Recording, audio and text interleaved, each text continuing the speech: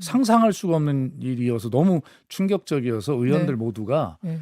거의 뭐 멘붕에 빠져 있는 뭐 이런 그런 상황 정도 문제였어요. 아, 그 밤에 그 듣고서는 예. 멘붕에 빠지셨어요? 이런 문제는 예. 사실은 예.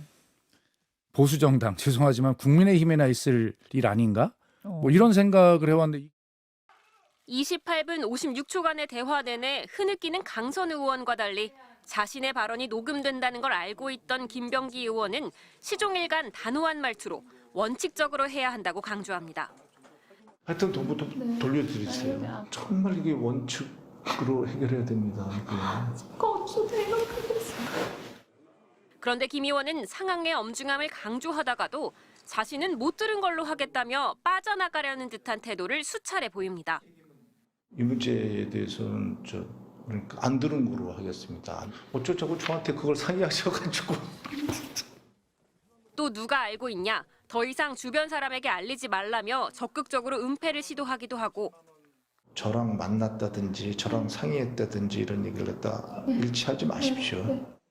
로펌을 찾아가라고 조언을 하면서도 주변 사람에게는 상의하지 말라고 조언합니다. 누구한테 그 주위에 있는 사람한테 소개받지 말고요.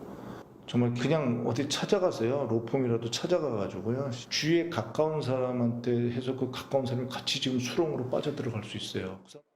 서울시 공천관리위원회 간사였던 김 의원은 금품이 오갔다는 사실을 신고하기는커녕 오히려 드러내지 말라고 당부했던 겁니다. 김병기 의원은 강 의원 몰래 약 30분간의 대화를 직접 녹음한 뒤 제3자에게 이 녹음 파일을 공유했습니다. 자신의 처신에 문제가 없다는 것을 물증으로 남기고 또 확인받고자 한 것으로 보이는 대목입니다. 정청래 대표는 1억 원 수수 의혹과 관련해 강선우 의원에 대한 윤리감찰단의 진상조사를 지시했는데 김병기 의원은 대상에서 빠졌습니다.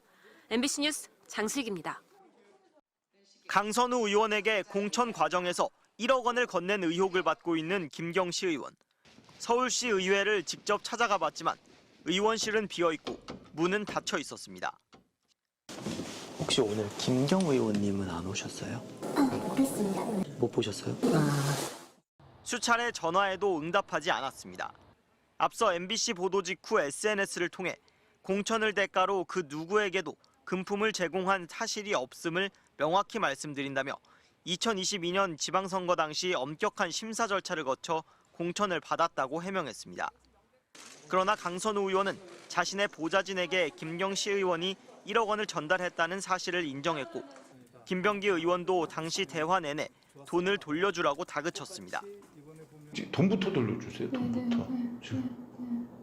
뭐 그러니까 통과 뭐 이런 거를 먼저 생각하실 게 아니라 지금 돈부터 돌려주세요. 돈부터. 돈을 직접 받은 걸로 지목된 강 의원의 전 보좌진 역시 모른다며 입을 닫고 있어 결국 현금 흐름 추적 등 강제 수사가 필요한 상황. 돈을 건넨 의혹을 받는 김경시 의원이 강 의원을 상대로 무엇인가 폭로하려 했던 정황도 주목할 필요가 있습니다. 김경 그분이 얼마나 지금 흥분해서 뭐 그런 얘기를 하는지 모르겠고. 특히 김경시 의원이 기자회견을 할 거란 말이 나오는데 어차피 이렇게 됐으니까 어차피 당신 기자회견 하면 할 거 아니냐. 돈 돌려줬다고 기자회견 할 거냐. 해라. 하든지 말든지. 강 의원이 금품 수수 등 폭로를 우려한 것 아니냐는 해석도 나왔습니다. 금태섭 전 의원은 김경이 기자회견 등 폭로에 나서지 않으려면 김경이 바라는 대로 공천을 받아야 한다며 강 의원이 살려달라는 건 김경에게 공천을 주자는 의미로 볼 수 있다고 말했습니다.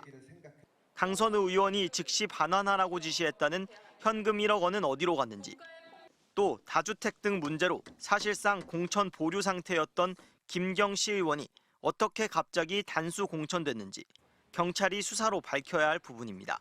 MBC 뉴스 김상훈입니다.